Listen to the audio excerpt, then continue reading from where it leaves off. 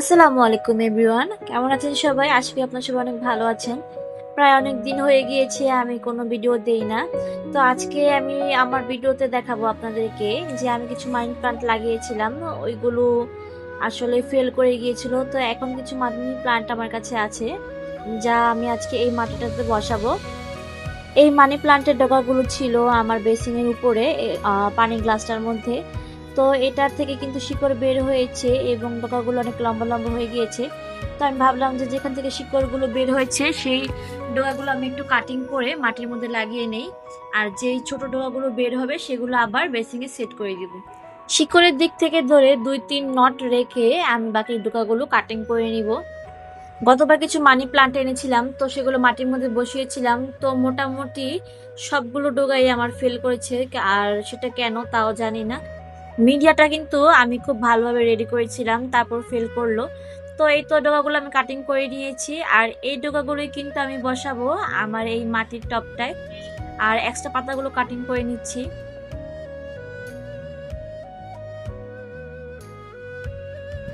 মাটির পাতলা থেকে এখন পুরানো যে মানি প্ল্যান্টগুলো আছে সেগুলো উঠিয়ে নিব। এখন মাটি থেকে আলতোভাবে সবগুলো মানি প্লান্ট আমি সুন্দর করে উঠিয়ে নিব। আর এই দেখুন আমার মানি প্লান্টগুলোর গোড়ার কি অবস্থা। এই মানি প্লান্টগুলো আমি প্রায় অনেকদিন হয়েছে লাগিয়েছি, তো কিছু শিকড় বের হয়েছে, আবার কিছু শিকড় বের হয়নি।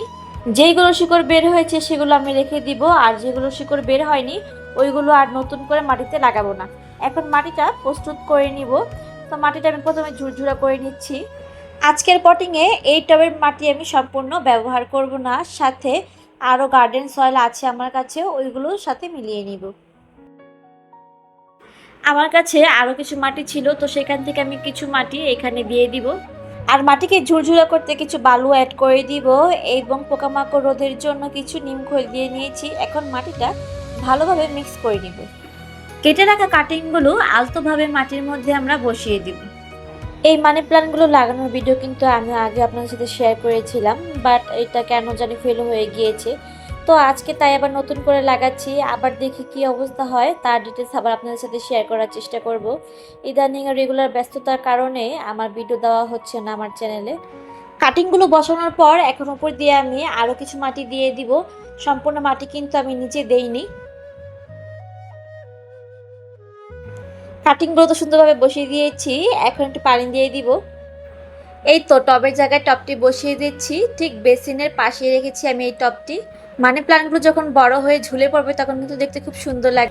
কাটিং করে রাখা মানি প্লান্টগুলো এখন পানির মধ্যে সুন্দর করে বসিয়ে দিব। এটাও আমার বেসিং এরিয়াতেই ছিল।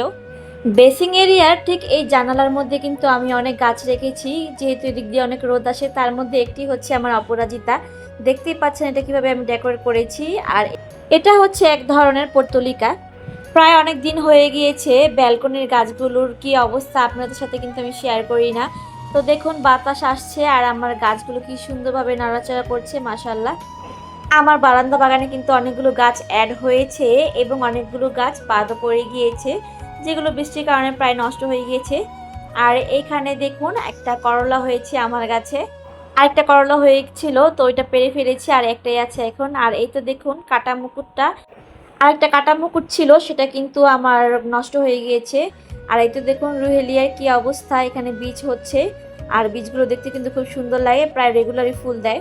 আর এই গাছটার নাম হচ্ছে ফড়িং লিলি, এটার মধ্যে কিন্তু ফুল হয়ে গিয়েছে, এখন আর ফুল আসেনি, নতুন নতুন পাতা হচ্ছে। আর এতে দেখুন আমার রাজশাহী থেকে আনা কচু গাছটা, এটার নাম কি আপনারা যদি জেনে থাকেন অবশ্যই আমাকে কমেন্ট করে জানাবেন।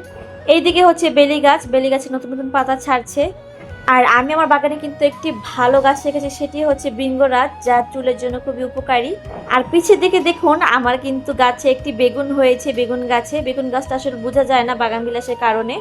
এই বাগান বিলাসটা কিন্তু আমার বাগানের প্রথম গাছ, আর এই বাগান বিলাসটা কেন যে ভালো বড় হচ্ছে না বা ফুল দিচ্ছে না তা জানি না, কেন এমন হচ্ছে আপনারা কমেন্ট করে জানাবেন। তো এইদিকে ছিল সকাল সন্ধ্যা, এটা হচ্ছে আপনার পিঙ্ক কালার যে ফুলটা সেটা। আর এটা হচ্ছে নয়নতারা, নয়নতারারা কিন্তু রোজই ফুল দেয় আমাকে। আরও অনেক অনেক গাছ আছে, সবগুলো ডিটেলস বলতে গেলে ভিডিওটা আসলে লং হয়ে যাবে। আর এইদিকে দেখুন পর্তুলিকা, পর্তুলিকা রোজই ফুল দেয় আর দেখতে কিন্তু খুবই ভালো লাগে, মাশাআল্লাহ। আর এইদিকে দেখুন মাধবীলতা, মাধবীলতাও প্রায় ফুল দিয়ে থাকে আমাকে। আর নতুন নতুন পাতাও বের হচ্ছে। তো এই তো দেখুন আমার বেগুন গাছে কিন্তু একটা বেগুন এসেছে আর উপরের দিকে কিন্তু আরও 2টা বেগুন আছে। তো এই হচ্ছে আমার বাগানের অবস্থা। খুব শর্টলি ভাবে আপনাদের সাথে শেয়ার করলাম আমার বাগানের অবস্থাটা। আরও কিছু সমস্যা আছে বাগানে যা আমি সময় দিতে পারছি না, এজন্য হচ্ছে না। আর এইদিকে ছিল আমার কাটিং থেকে হওয়া বাগান বিলাসটা, এটা ভালোই গ্রোথ হয়েছে মাশাআল্লাহ। তো আজকের ভিডিওটি ভালো লাগলে অবশ্যই চ্যানেলটি সাবস্ক্রাইব করে রাখবেন। আজকের জন্য এখানে আল্লাহ হাফেজ।